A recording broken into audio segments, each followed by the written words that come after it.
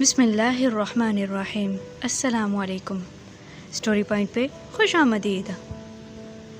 چودھری صاحب نے حقے کا لمبا کش لیتے ہوئے کہا، طلاق تو عدالت سے لے لی، مگر سامان جہیز عدالت سے کیوں نہیں لیا؟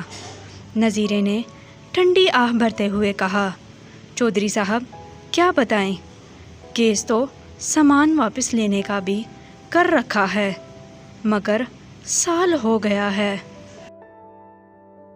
کیس ابھی ہماری شہادت پر ہی چل رہا ہے، اور مختارہ کہتا ہے ابھی تو فیملی کورٹ میں کیس ہے، پھر session court, high court, supreme court میں تمہاری زندگی رول دوں گا، برباد کر دوں گا، مگر سامان نہیں دوں گا۔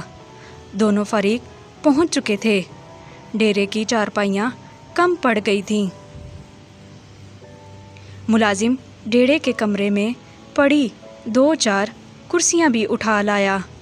اسی دوران ہی چودھری صاحب دھوتی کرتا پہنے، حقہ ہاتھ میں تھامے، سلام کرتے ہوئے جج کی کرسی کی طرح سامنے رکھی چارپائی پر بیٹھ گئے، اور اپنے ملازم بوٹے کو آواز لگاتے ہوئے کہا، بوٹے سب کے لیے فرسٹ کلاس سی چائے بنا کر لا۔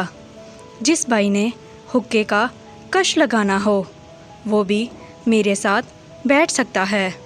یہ کہہ کر چودھری صاحب نذیرے سے مخاطب ہوئے۔ ہاں نذیرے، اپنی بات سنا۔ نذیرے نے بات شروع کرتے ہوئے کہا، چودھری صاحب آپ کو تو پتہ ہی ہے کہ میں نے اپنی بیٹی کی شادی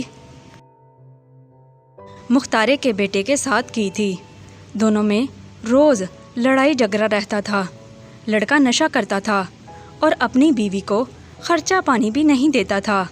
سمجھایا بجھایا بھی بہت، مگر سدھرا نہیں۔ مجبوری میں ہم نے عدالت کے ذریعے طلاق لے لی۔ اب لڑکی کا سامان جہیز ان کے گھر پڑا ہے۔ مختارہ سامان جہیز واپس نہیں کر رہا۔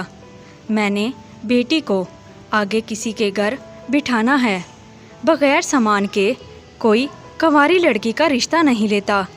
میری بیٹی تو پھر طلاق یافتہ ہے، اور دوسری بار پھر نیا سامان جہیز بناؤں، اتنی میری پسلی نہیں۔ چودھری صاحب نے حقے کا لمبا کش لگاتے ہوئے کہا، طلاق تو عدالت سے لے لی، مگر سامان جہیز عدالت سے کیوں نہیں لیا؟ نذیرے نے ٹھنڈی آہ بھرتے ہوئے کہا، چودھری صاحب کیا بتائیں، کیس تو سامان واپس لینے کا بھی کر رکھا ہے، مگر سال ہو گیا ہے۔ کیس ابھی ہماری شہادت پر ہی چل رہا ہے، اور مختارہ کہتا ہے ابھی تو فیملی کورٹ میں کیس ہے، پھر session court, high court, supreme court میں تمہاری زندگی رول دوں گا، برباد کر دوں گا، مگر سامان نہیں دوں گا۔ طلاق یافتہ بیٹی گھر بٹھا کر میری ایک ایک رات سال کی طرح گزر رہی ہے۔ چودھری صاحب مجھ پر نیکی کر کے سامان واپس دلوا دیں۔ نذیرہ تقریباً رو ہی دیا تھا۔ چودھری صاحب پھر مختارے سے مخاطب ہوئے، ہاں مختارے تو بول، تو کیا کہتا ہے؟ مختارے نے عدالت میں دیے گئے بیان کی طرح کہا، چودھری صاحب ہمیں تو کوئی سامان ملا ہی نہیں، اور باقی یہ خود ہی عدالت میں لے لیں گے، عدالت سے ہی کروائیں فیصلہ۔ اب چودھری صاحب نے مختارے کی جانب گھوری ڈالتے ہوئے کہا، زیادہ چالاک بننے کی ضرورت نہیں، یہ پنچایت ہے، عدالت نہیں، اور باقی مجھے سب کچھ سچ سچ اگلوانا اچھی طرح آتا ہے۔ اگلے ہی لمحے مختارہ سب کچھ سچ سچ مان گیا، اور سامان واپس کرنے پر بھی رضامند ہو گیا۔ اسی دوران ہی چائے آ گئی۔ سب معاملہ نپٹا کر چائے پینے لگے۔ مختارہ بولا، چودھری صاحب آپ کے ڈیرے کی چائے बड़ी कमाल की होती है। चौधरी साहब कहने लगे, कल हम सब तुम्हारे घर की चाय पीने आएंगे, सामान भी तैयार रखना। अगले दिन मुख्तारे के घर से सामान वसूल करवाकर चौधरी साहब ने नज़ीरे को कहा, अब अदालत जाकर अपना केस वापस उठा ला। नज़ीरा जब केस वापस लेने अदालत गया, उसे चौधरी साहब का कच्चा पक्का डेरा पुख्ता अदालती बिल्डिंग से कहीं ज़्यादा खूबसूरत लगा। और जब उसने अंग्रेज़ी सूट बूट में मलबूस जज की कुर्सी की जानिब नज़र दौड़ाई, उसे चारपाई पर धोती कुर्ते में मलबूस हुक्का पीता चौधरी याद आ गया।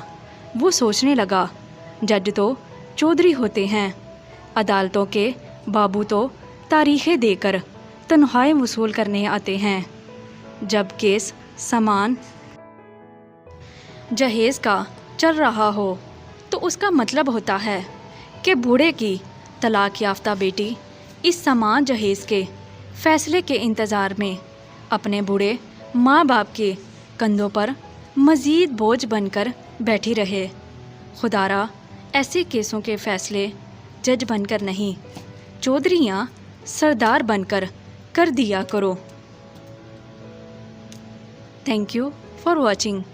मिलते हैं मज़ीद नई वीडियो के साथ। खुदा हाफिज़।